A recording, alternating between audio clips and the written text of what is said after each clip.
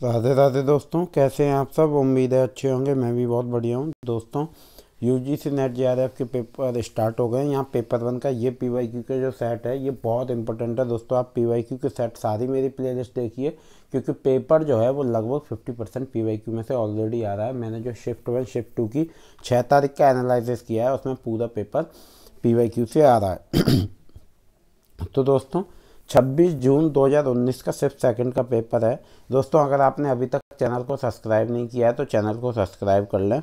तो दोस्तों, ये जो पेपर है, माफ़ करिएगा, हाँ, इसका चलिए पहला प्रश्न की ओर चलते हैं। पहला प्रश्न है, एक अध्यापक विद्यार्थियों के अधिगम की कठिनाइयों को ज्ञात करना चाहता है। निम्नलिखित में से किस परीक्षण का उपयोग किया जा सकता है? संकल्पात्मक परीक्षण, निर्माणात्मक परीक्षण, निष्पादन परीक्षण और नैदानिक परीक्षण। तो दोस्तों सही उत्तर है वो है आपका नैदानिक परीक्षण। एक अध्यापक को विद्यार्थियों के अधिगम की कठिनाई को ज्ञात करने के लिए नैदानिक परीक्षण का उपयोग करना चाहिए। नैदानिक विधि का प्रयोग व्यक्ति के व्यवहार की जटिलताओं के अध्ययन करने के लिए किया जाता है। नैदानिक विधि छात्रों के अवांछनीय व्यवहार तथा शिक्षा संबंधी समस्याओं को हल करने में सहायक होती है। बालकों की शैक्षिक तथा समायोजन संबंधी समस्याओं का समाधान करने के संबंध में निदानात्मक विधि अत्यंत उपयोगी होती है। चलिए दोस्तों, अगला प्रश्न है, आपकी मैचिंग है। तो ए में है शिक्षण विधि, बी में है विधि के महत्वपूर्ण प्रश्न। दोस्तों मैचिंग भी आपकी बहुत आ रही है तो इसको बड़ा हिसाब से करना है। तो ए में है सहयोगात्मक विधि, सहकारी विधि। आइए आगे देखते हैं। आपकी रचनात्मक विधि, टीम शिक्षण। तो जब विद्यार्थी अधिगम कार्यकलाप के विभिन्न पहलुओं को साझा करते हैं, जब विद्यार्थीगण अधिगम में एक दूसरे की सहायता करते हैं, तो यहाँ कोड ही मिलेंगे दोस्तों आपको। हम क्या करते हैं, हमें आते हुए भी हम कोड को समझने में या फिल करने में, भरने में गलती कर देते हैं। तो वहाँ हमारा नेगेटिव तो नहीं होता, लेकिन हमारा प्रश्न गलत जरूर हो जाता है। तो बी जो है दोस्तों वो आपका सही उत्तर है, फर्स्ट का थर्ड। आइए यहाँ देखते हैं सहयोगात्मक विधि क्या होती है। जब विद्यार्थी अधिगम कार्यकलाप के विभिन्न पहलुओं के बारे में एक दूसरे से चर्चा एवं परिचर्चा करते हैं या अपने विचार साझा करते हैं। सहकारी विधि क्या होती है? सहकारी विधि में विद्यार्थी अधिगम में एक दूसरे की सहायता करते हैं।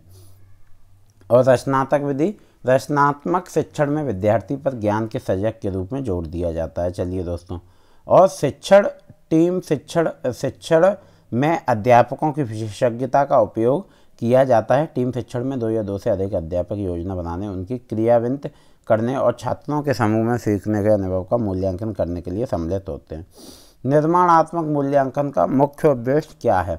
विद्यार्थियों को अगली कक्षा में प्रोन्नत करना, विद्यार्थियों के अधिगम को बढ़ाना, कक्षा में सहयोग को बढ़ावा देना, अधिगम की कठिनाइयों को समझना। तो बी जो है दोस्तों वो आपका सही उत्तर है, विद्यार्थियों के अधिगम को बढ़ाना। निर्माणात्मक मूल्यांकन से अभिप्राय किसी ऐसे शैक्षिक कार्यक्रम, योजना, प्रक्रिया अथवा सामग्री आदि के मूल्यांकन से है जिसमें मूल्यांकन के आधार पर सुधार करना संभव हो। दोस्तों मैं आपको एक और बात बता दूं, अगर आप अभी तक सीरियस नहीं हुए हैं पीवाईक्यू को लेके तो आप ये गलती कर रहे हैं। दोस्तों एकदम सीरियस हो जाइए पीवाईक्यू को लेके, क्योंकि पेपर आपका पीवाईक्यू से ही आ रहा है। आपकी डीआई गद्य, कंप्यूटर के question, Montreal protocol, Kyoto protocol, Paris समझौता, यही प्रश्न बार बार आ रहे हैं। ओजोन से क्वेश्चन आ रहा है आपका, है ना, ये सारे क्वेश्चन बार बार रिपीट हो रहे हैं। सतत विकास से आ रहा है एमडीजी, एसडीजी। तो आप एक काम करिए दोस्तों, पीवाईक्यू की मेरी पूरी प्लेलिस्ट को देख लीजिए। शिक्षक निम्नलिखित में से किस शिक्षण सामग्री का प्रयोग कक्षा में प्रत्यक्ष अंत क्रियात्मक युक्ति के रूप में कर सकता है? नीचे दिए गए कूट में से अपना उत्तर चुनिए। Email, Skype, online chat, teleconferencing, Facebook, blog. तो दोस्तों बी जो है वो आपका सही उत्तर है। बी है स्काइप, ऑनलाइन चैट और है आपका टेली कॉन्फ्रेंसिंग। यहाँ से वीडियो आप कॉल कर सकते हैं। चलिए अगला प्रश्न है दोस्तों।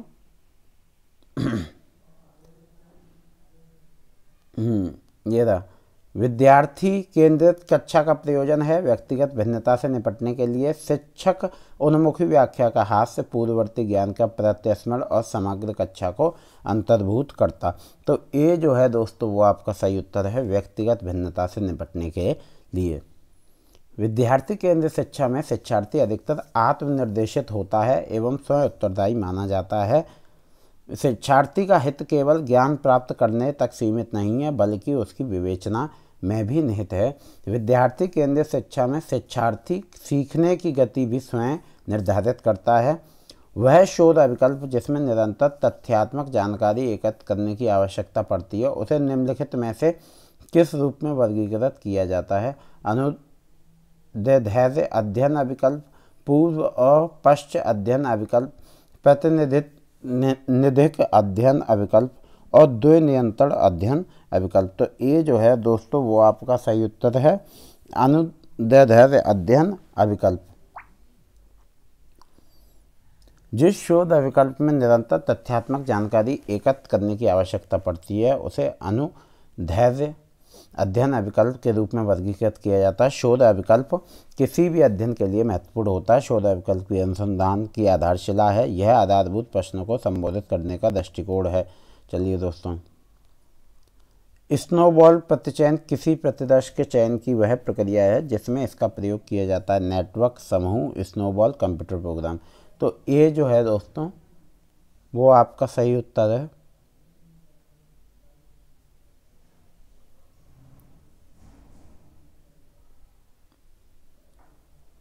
नेटवर्क। स्नोबॉल न्यायादर्श। दोस्तों आपको एक और बात बता दूं, ये स्नोबॉल वाला प्रश्न भी बार बार आ रहा है। ये करीबन मैं 10 PYQ के सेट में देख चुका हूं, तो ये प्रश्न भी आपका बार बार आ रहा है। जो प्रश्न बार बार आ रहे हैं मैं यहीं पे आपको टिक करा देता हूं। और दोस्तों आपकी जो शिफ्ट 1 की एनालिसिस वीडियो है वो भी मैं डाल दूंगा। हो सकता है थोड़ा लेट हो जाए क्योंकि क्वेश्चन मिलने में समय लगता है ना। और ये लोग सिर्फ व्यूज़ पाने के लिए मैंने देखा कुछ भी गलत सवाल डाल देते हैं। आप एक बात बताओ, दिल्ली पुलिस के एग्ज़ाम 3 तारीख को ख़त्म हुए हैं, वो लोग 20 तारीख से ही डाल रहे हैं कट ऑफ कितनी जाएगी। अरे जब एग्ज़ाम होगा उसके बाद ही तो आपको पता चलेगी कि कट ऑफ कितनी जाएगी। चलिए दोस्तों, तो ये है आपका नेटवर्क। स्नोबॉल न्यायादर्श। स्नोबॉल न्यायादर्श में प्रारंभिक जानकारी कुछ व्यक्तियों से प्राप्त की जाती है। ये व्यक्ति प्रदत्त के लिए कुछ और नाम सुझाते हैं जिनसे जानकारी प्राप्त की जा सकती है। यह प्रक्रिया तब तक चलती रहती है जब तक हमें वांछित प्रतिदर्श ना मिल जाए। निम्नांकित में किस शोध प्रतिमान में प्रतिभागियों के परिप्रेक्ष्य के अनुसार यथार्थ की व्याख्या देने को महत्वपूर्ण माना जाता है? प्रयोगात्मक शोध, कार्योत्तर शोध, निर्जाति वर्णन विषयक शोध और सर्वेक्षणात्मक शोध। तो सी जो है निर्जाति वर्णन विषयक शोध। निर्जाति वर्णन विषयक शोध में प्रतिभागियों के परिप्रेक्ष्य के अनुसार यथार्थ की व्याख्या देने को महत्वपूर्ण माना जाता है।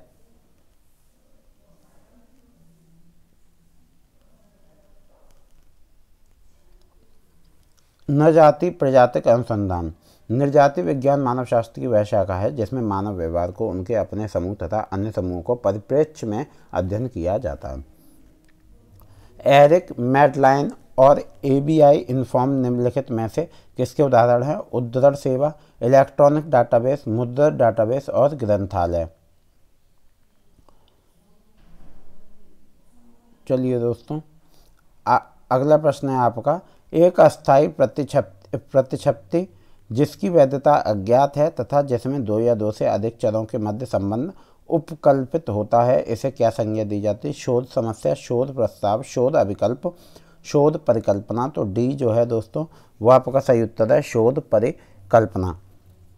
एक अस्थायी प्रतिछाप्ति जिसकी वैधता अज्ञात है तथा जिसमें 2 या 2 से अधिक चरों के मध्य संबंध उपकल्पित होता है उसे शोध परिकल्पना की संज्ञा दी जाती है। तो परिकल्पना शब्द अंग्रेजी के हाइपोथेसिस शब्द का हिंदी रूपांतरण है। जिस बिंदु के अनुसंधानकर्ता अपने अनुसंधान कार्य के वास्तविक क्रियाकलापों के द्वारा अपनी अनुसंधान यात्रा का आरंभ करता है उसे परिकल्पना कहते हैं। परिकल्पना अनुसंधान कर्ता को अनुसंधान की दिशा में निर्देशित करती है। चलिए दोस्तों, आपका गद्य आ गया। मैं आपको बताऊं, गद्य आपको ऐसे पढ़ना है कि आपको उसका अर्थ समझ में आ जाए, एक ही बार में आप उसका उत्तर निकाल लें। और आप क्या करें, गद्य पढ़ने से पहले उसके 2 या 3 प्रश्न पढ़ लें। 5 प्रश्न होते हैं तो वो प्रश्न आपके जहन में रहेंगे और आप जब पढ़ेंगे तो वहाँ जहाँ भी उनका जिक्र होगा आपको तुरंत वहीं की वहीं उनका उत्तर मिल जाएगा। चलिए दोस्तों, तो ये आपने गद्य पढ़ लीजिए यहाँ से धीरे धीरे। चलिए, पशुओं के पास भाषा नहीं होती क्योंकि उनमें वाक शक्ति का अभाव है।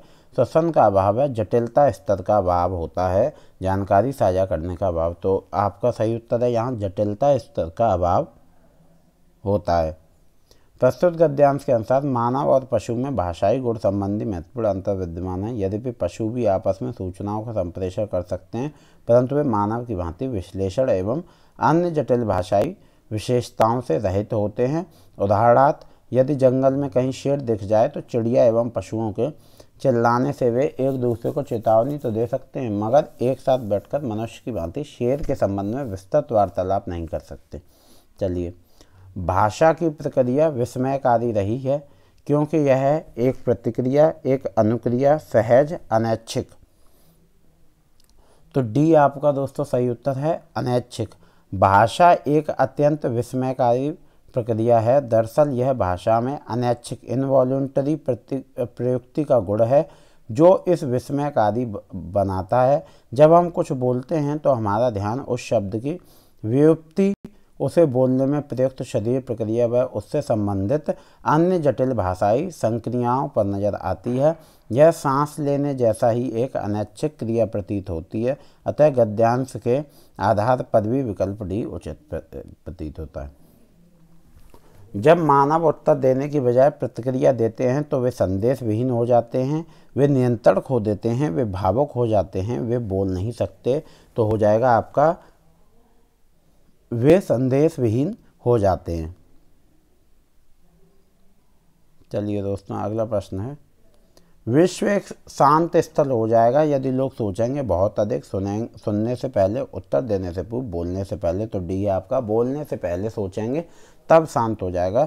बोलने की प्रक्रिया अनैच्छिक प्रकृति की है। किसी व्यक्ति की भाषा शैली किसका स्वरूप धारण कर लेती है? एक प्रतिक्रिया, एक आदत, एक अनुक्रिया, एक विचार।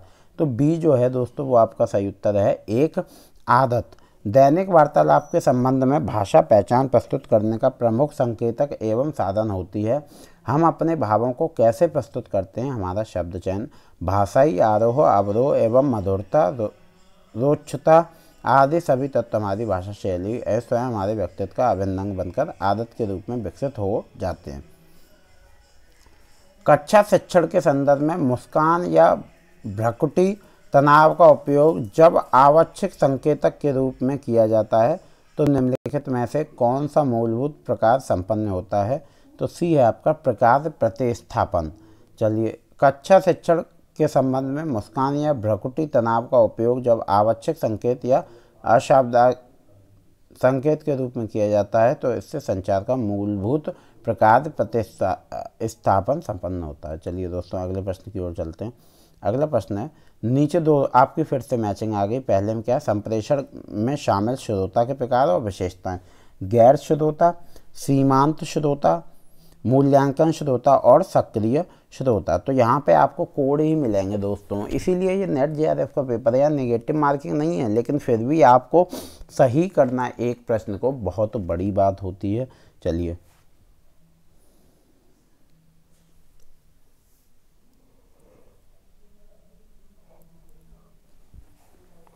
तो दोस्तों गैर श्रोता जो होते हैं वो अपेक्षित जानकारी के अलावा अन्य जानकारी में लिप्त होता है। सीमांत श्रोता जो होते हैं वो संप्रेषित सूचना के प्रति यदा कदा ही ध्यान देता है।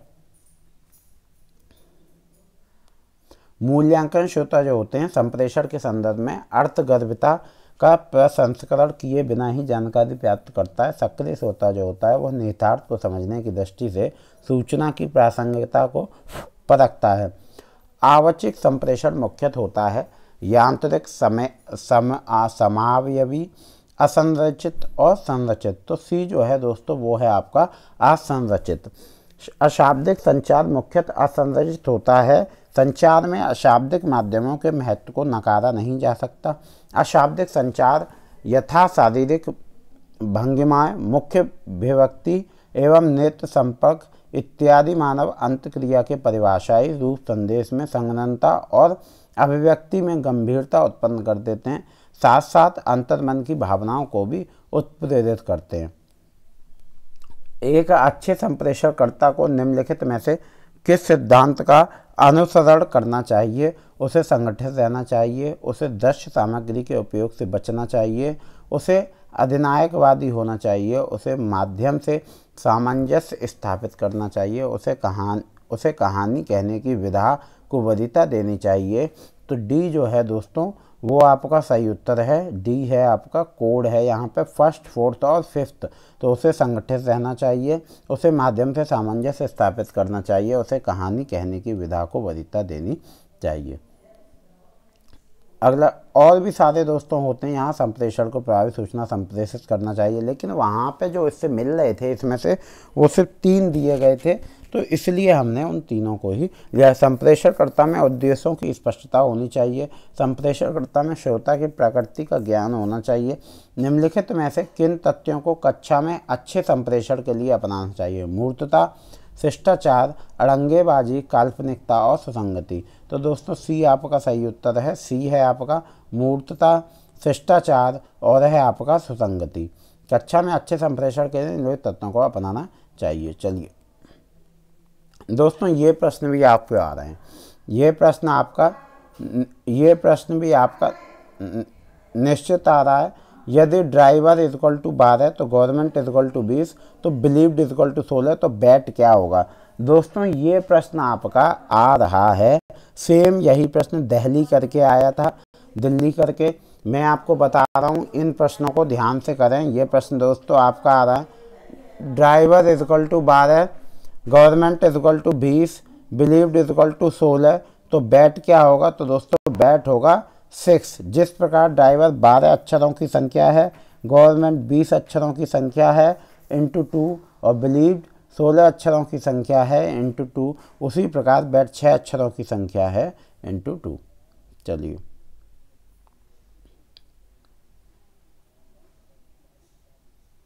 वस्तु ए के मूल्य में, दोस्तों ये प्रश्न भी आपके आ रहे हैं, एक प्रश्न इसमें से आ रहा है। वस्तु ए के मूल्य में प्रतिवर्ष 50 पैसे की वृद्धि होती है, जबकि वस्तु बी के मूल्य में प्रतिवर्ष 25 पैसे की वृद्धि होती है।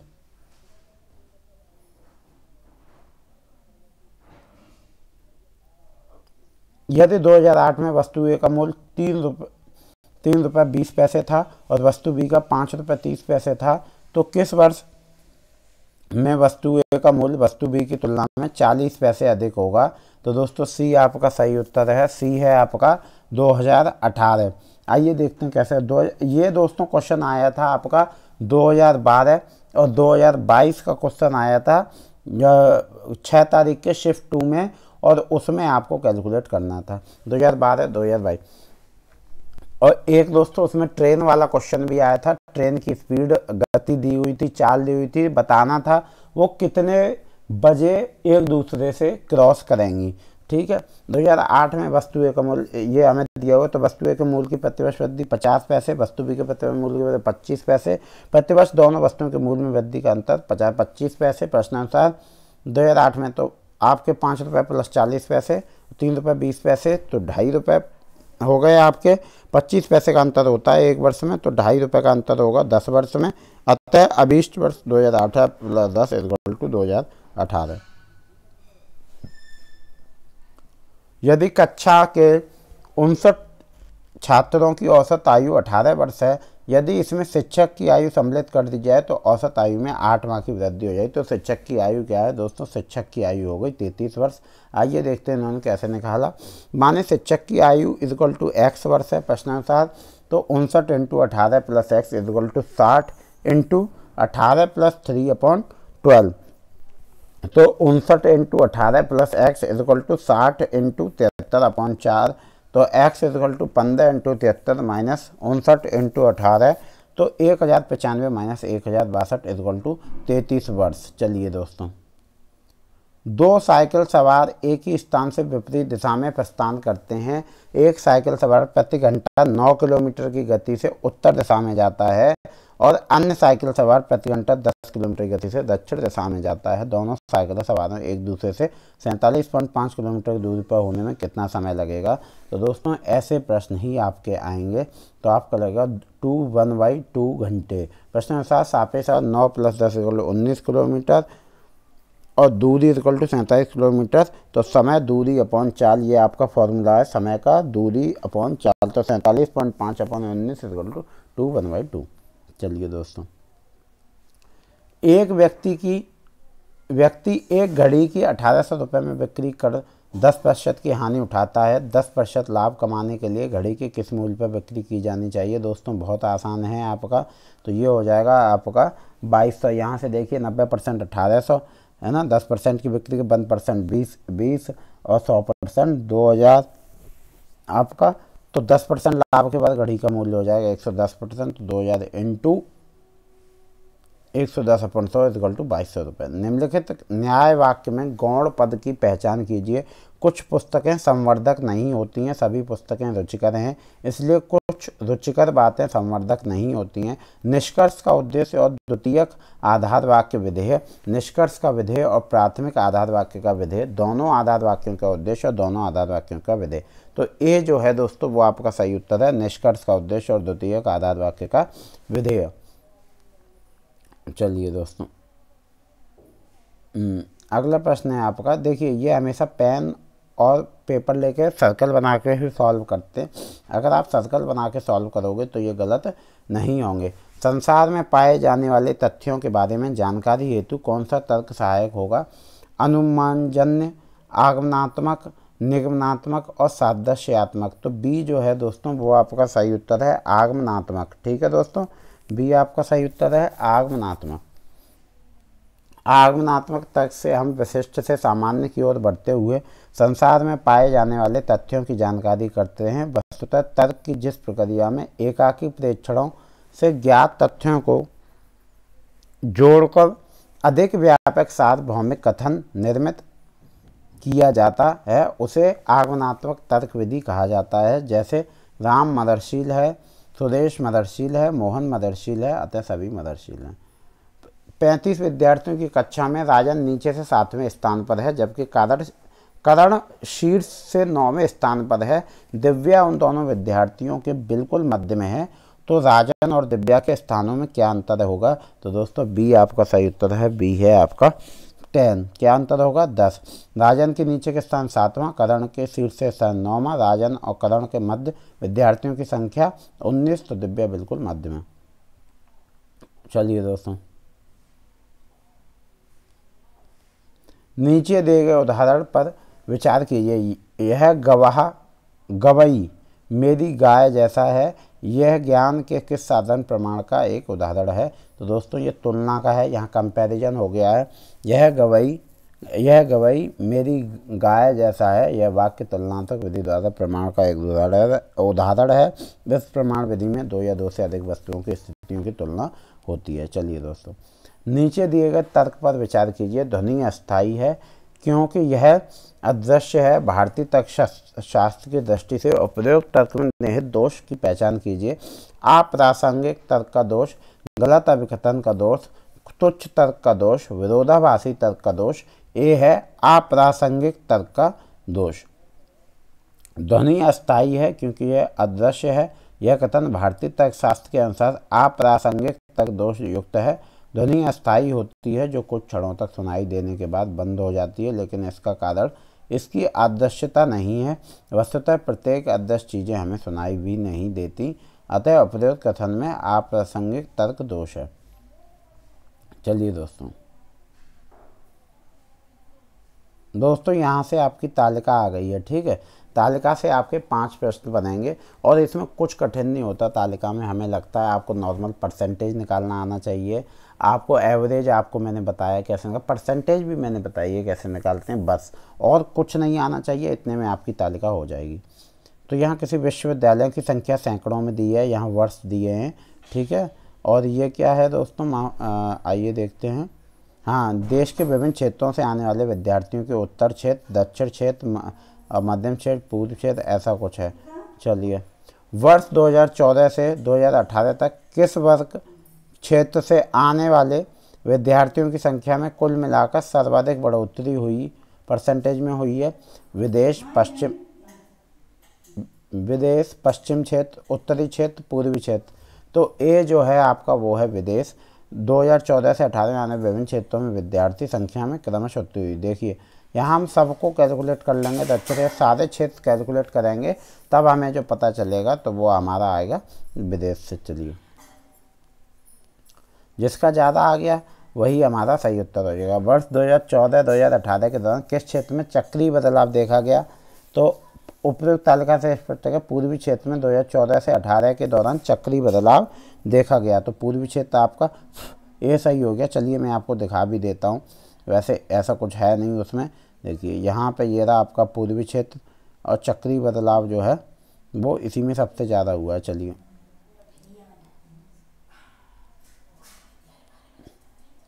उत्तरी क्षेत्र के विद्यार्थियों की संख्या में वार्षिक वृद्धि दर परसेंट का मध्यमान क्या है? 6.24, 4.51, 3.86, 4.82। तो बी जो है दोस्तों वो आपका सही उत्तर है 4.51। वर्ष 2015 में उत्तरी क्षेत्र के विद्यार्थियों की संख्या में वृद्धि 1.1 अपॉन 15.1 इंटू 100 तो 7.28। वर्ष 2016 में ऐसे ही निकाल लेंगे, ये हम परसेंटेज निकाल लें। वर्ष 2017 में, 18 में, तो आपका जिसमें दोस्तों आपका सही आएगा वही 4.51। चलिए 4.51 आपका आया है, ये अभिष्ट मध्यमान सबका हमने औसत परसेंटेज निकाल लिया तो आपका आया 4.51। निम्नलिखित में किस वर्ष पूर्वी क्षेत्र के विद्यार्थियों का विश्वविद्यालय के कुल विद्यार्थियों में सर्वाधिक प्रतिनिधित्व परसेंटेज था? 2016, 2018, 2014, 2015। तो सी जो है दोस्तों वो आपका सही उत्तर है। अब सी के लिए आप कहेंगे 2014। विकल्प ए से पूर्व 2016 में पूर्व क्षेत्र के विद्यार्थियों का विश्वविद्यालय में कुल विद्यार्थियों में प्रतिनिधित्व 8.5, 49.7 इंटू 100 तो ये इक्वल टू 17.10%। तो यहाँ दोस्तों आपका सही उत्तर, ये हमने सबका कैलकुलेट करेंगे तो जब सबका कैलकुलेट किया तो 2014 में पूर्वी क्षेत्र के विद्यार्थियों को विश्वविद्यालय में कुल विद्यार्थियों का सर्वाधिक प्रतिनिधित्व था। अब यहाँ पे वर्ष 2018 में विदेश से आने वाले विद्यार्थियों का प्रतिशत था, सबसे ज़्यादा विदेश से आए, हमने ऊपर सॉल्व कर लिया तो प्रतिशत था 4 2.5 और इसका टोटल वो निकाला अभिष्ट परसेंटेज तो आ गया 4.85%। निम्नलिखित में किसको द्वितीयक भंडारण के एक रूप में माना जाता है? दोस्तों ये कंप्यूटर क्वेश्चन है, आपके रैम रोम के क्वेश्चन बार बार आ रहे हैं, इसको जरूर पढ़ें। तो ए है आपका रैम द्वितीयक भंडारण। ठीक है, चलिए द्वितीयक भंडारण के उदाहरण हैं hard disk drive, cloud storage, CD ROM drive, floppy disk, flash drive, optical disk, DVD, Blu-ray disk, SD card और ट्रैप डिवाइसेस, और रैम, रोम, फ्लैश मेमोरी और कैश मेमोरी। ठीक है दोस्तों, चलिए निम्नलिखित में से कौन सी युक्त टेलीफोन लाइंस पर प्रदत्त के संचार करने में कंप्यूटर को सक्षम बनाती है? वो है दोस्तों आपकी मॉडेम। ठीक है दोस्तों, मॉडेम एक हार्डवेयर उपकरण है जो किसी कंप्यूटर नेटवर्क में टेलीफोन लाइन, केबल या सैटेलाइट कनेक्शन पर डाटा भेजने व प्राप्त करने की अनुमति देता है।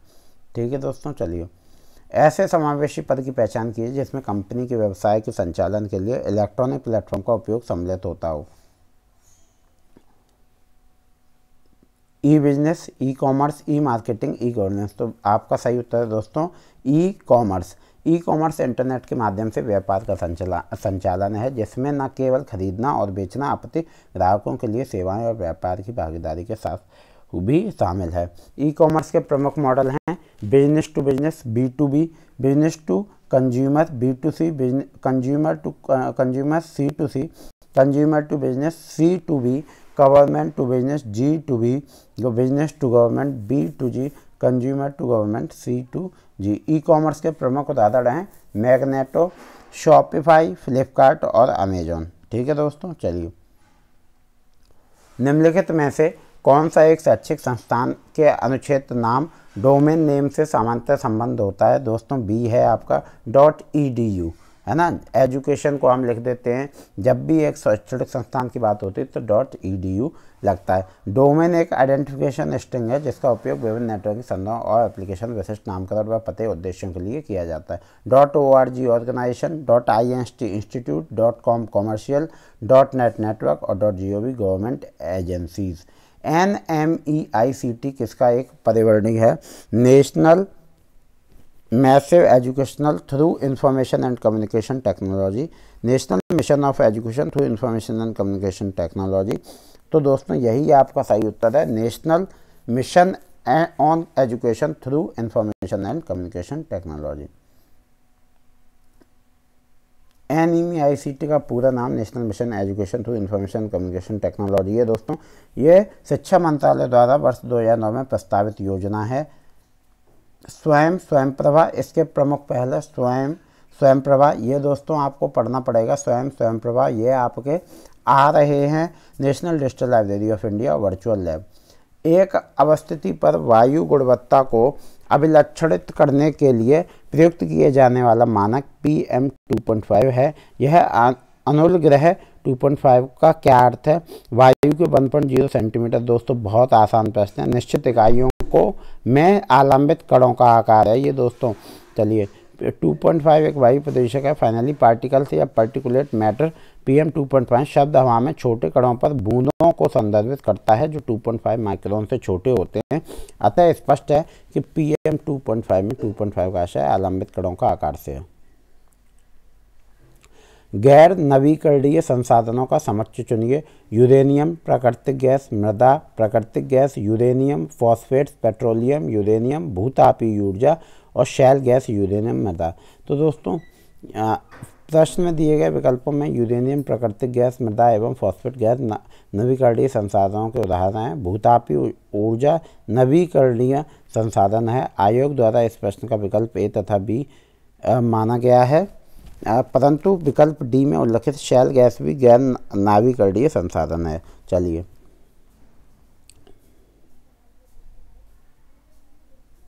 निम्नलिखित में से कौन सी बीमारियां प्रदूषित जल के कारण होती हैं? गियार्डिया, दोस्तों बहुत आसान है, डेंगू, एमोहबियासिस और टाइफाइड। तो दोस्तों जो आपका सही उत्तर है वो है दोस्तों गियार्डिया, एमोहबियासिस और है आपकी टाइफाइड। डेंगू दोस्तों मच्छर के काटने से होती है। चलिए गियार्डिया, एमोहबियासिस और टाइफाइड रोग प्रदूषित जल के कारण होते हैं। प्रश्न का रोग एवं उनके कारण है। Giardia flagellated protozoa, amoebiasis entamoeba histolytica, typhoid salmonella typhi और डेंगू वायरस। डेंगू बुखार एडीज इजिप्ट मच्छर के काटने से होता है। इसे पीला बुखार मच्छर येलो फीवर मॉस्किटो भी कहा जाता है कहते हैं। निम्नलिखित में से कौन CO2 गैस का की सबसे बड़ा मिज्जक सिंक है? वन, महासागर, हिम चादर और चरागाह। तो B है आपका महासागर। कार्बन सिंक एक प्राकृतिक या कृत्रिम भंडार है जो वातावरण के कार्बन डाइऑक्साइड को भौतिक एवं जैविक पद्धति से संग्रहित रखते हैं। कुछ प्रमुख कार्बन सिंक हैं: वन क्षेत्र, चारागाह, मृदा, महासागर। महासागर कार्बन डाइऑक्साइड के सबसे बड़े निमिज्जक हैं, अतः विकल्प B सही उत्तर है। निम्नलिखित में से कौन सा अवहन जन्य प्रदूषक है? क्लोरोफ्लोरोकार्बन, कार्बन मोनोऑक्साइड, हाइड्रोकार्बन, कणकीय द्रव्य। तो A जो है दोस्तों वो आपका सही उत्तर है, क्लोरोफ्लोरोकार्बन। CFC दोस्तों आपका सही उत्तर है। मोटर वाहन वायु प्रदूषण के प्रमुख कारकों में से एक है। प्रमुख वाहन जैसे पर्टिकुलर मैटर और वोलेटाइल ऑर्गेनिक कंपाउंड। चलिए दोस्तों और हैं आपके nitrogen oxide, carbon monoxide, sulphur dioxide और हाइड्रोकार्बन। क्लोरोफ्लोरोकार्बन क्लोरीन युक्त वायु प्रदूषक है जो रेफ्रिजरेटर एवं प्रशीतकों में प्रयुक्त होता है। शिक्षा की गुरुकुल प्रणाली का उद्देश्य क्या रहा है? समानता और उत्कृष्टता को बढ़ावा देना, अधिगम में तनाव को न्यून करना, भावी अधिगम के लिए सशक्त बनाना, स्वयं सहायता को प्रोत्साहित करना। तो A जो है दोस्तों वो आपका सही उत्तर है, समानता और उत्कृष्टता को बढ़ावा देना। शिक्षा में गुरुकुल प्रणाली प्राचीन भारतीय शिक्षा की प्रमुख विशेषता रही है। इस प्रणाली में सभी छात्रों को एक साथ समायोजित कर समानता और उत्कृष्टता को बढ़ावा देने का प्रयास किया जाता था। वर्तमान में समायोजित शिक्षा प्रणाली की अवधारणाओं पर आधारित भारत सरकार अनेक प्रयास कर रही है, जैसे प्राथमिक शिक्षा व्यवस्था द्वारा सभी बच्चों को एक साथ भोजन एवं पढ़ने लिखने इत्यादि। चलिए निम्नलिखित में से किस आयोग समिति ने भारत की स्वतंत्रता के बाद शिक्षा के सभी स्तरों पर ध्यान दिया है? राधाकृष्णन आयोग, मुदालियर आयोग। दोस्तों ये प्रश्न बार बार आ रहा है, मैं आपको कैसे बताऊं, ये प्रश्न रिपीट हो रहा है, इस बार भी आ रहा है, आप ये प्रश्न कर लीजिए। राधाकृष्णन आयोग, मुदालियर आयोग, और है दोस्तों आपका कोठारी आयोग आचार्य राममूर्ति समिति। तो इसका सही उत्तर है कोठारी आयोग। दोस्तों ये प्रश्न करीबन जितने मैंने 35 PYQ कराए 3500 में ये प्रश्न है। ऐसा कोई PYQ का सेट नहीं बचा जिसमें ये प्रश्न हो। वर्ष 1964 में भारत की केंद्रीय सरकार द्वारा डॉक्टर दौलत सिंह कोठारी की अध्यक्षता में शिक्षा प्रणाली नया कर। दोस्तों ये मैं आपको पूरा पढ़ा चुका हूँ, सारा ये आपका बार बार आ रहा है। अगर आप यही वीडियो देख रहे हैं दोस्तों तो जाके मेरी बाकी वीडियोस भी देखें। उन्नत भारत अभियान का उद्देश्य है भारतीय महाविद्यालयों के छात्रों की संख्या में वृद्धि करना, देश में उच्च शिक्षा के संस्थानों को न्यूनतम 5 गांवों के साथ जोड़ना, उच्च शिक्षा में गुणवत्ता का संवर्धन करना, भारत में महाविद्यालयों की संख्या में वृद्धि करना। तो बी जो है दोस्तों वो आपका सही उत्तर है, देश में उच्च शिक्षा के संस्थानों को न्यूनतम 5 गाँव के साथ जोड़ना। तो बी आपका सही उत्तर है। ठीक है दोस्तों। उन्नत भारत अभियान मानव संसाधन विकास मंत्रालय वर्तमान में शिक्षा मंत्रालय का प्रमुख कार्यक्रम है, जिसका उद्देश्य कम से कम 5 गाँव को प्रत्येक उच्च शिक्षा संस्थान से जोड़ना है। यह ग्रामीण क्षेत्रों में विकास के मुद्दे की पहचान करने एवं उनके लिए स्थायी समाधान खोजने हेतु उच्च शैक्षणिक संस्थानों एवं छात्रों को संलग्न करने पर केंद्रित है। उस योजना को चिन्हित कीजिए जिसका उद्देश्य नीतिगत रूप से प्रासंगिक अनुक्षेत्रों में सामाजिक विज्ञान शोध को बढ़ावा देना है, ताकि नीति निर्माण, क्रियान्वयन और मूल्यांकन में महत्वपूर्ण अंगतों का प्रावधान किया जा सके। तो दोस्तों यहाँ आपका सही उत्तर है C, ICSR IMPRESS. C IMPRESS का पूरा नाम impactful policy research in social science है। इसका उद्देश्य नीतिगत रूप से प्रासंगिक अनुक्षेत्रों में सामाजिक विज्ञान शोध को बढ़ावा देना है। इस योजना के तहत 2 वर्षों हेतु 1500 अनुसंधान परियोजनाओं का प्रावधान है। Indian council of social science and research इस परियोजना के कार्यान्वयन एजेंसी हैं। स्वयं का क्या है दोस्तों, देखिए स्वयं क्या है, ये आपका स्वयं वाला क्वेश्चन भी आ रहा है, स्वयं वाला क्वेश्चन आ रहा है आपका, स्वयं प्रवाह के क्वेश्चन आते हैं, कोठारी आयोग के क्वेश्चन आते हैं, प्रोटोकॉल आते हैं, गैर सरकारी संगठन शिक्षा के सिद्धांतों की प्राप्ति के लिए डिजिटल कार्यक्रम, ऑनलाइन प्लेटफॉर्म, वेबसाइट का नाम तो सी है दोस्तों ऑनलाइन प्लेटफॉर्म, स्वयं पोर्टल भारत सरकार के मानव संसाधन विकास मंत्रालय वर्तमान में शिक्षा मंत्रालय और अखिल भारतीय तकनीकी शिक्षा परिषद द्वारा माइक्रोसॉफ्ट की मदद से तैयार किया गया एक ऑनलाइन एजुकेशन प्लेटफॉर्म। इसकी 3 आधारभूत सिद्धांत हैं, पहुंच एक्सेस, निष्पक्षता इक्विटी और गुणवत्ता क्वालिटी। तो दोस्तों यहाँ पे आपका ये वाला सेट कंप्लीट होता है। दोस्तों मैं आपको डेली शिफ्ट के एनालिसिस भी दे रहा हूँ, साथ में क्वेश्चन बताता हूँ कि कैसे क्वेश्चन आए थे, जितने पता चल पाते हैं मैं आपको बताता हूँ। दोस्तों मुझे उम्मीद है कि वीडियो आपको अच्छी लगी होगी और दोस्तों चैनल पे बने रहिए, आगे और कुछ मिलेगा और मैं आपकी वीडियो ऑडियो क्वालिटी की भी सही करूँगा। मैं आपसे वादा करता हूँ धीरे धीरे सब कुछ अपडेट हो जाएगा। तो आप चैनल को दोस्तों ज्वाइन कर लें, सब्सक्राइब कर लीजिए, साथ में bell icon, like, share, comment दोस्तों करते रहिए। मिलते हैं अगले वीडियो में। राधे राधे, धन्यवाद।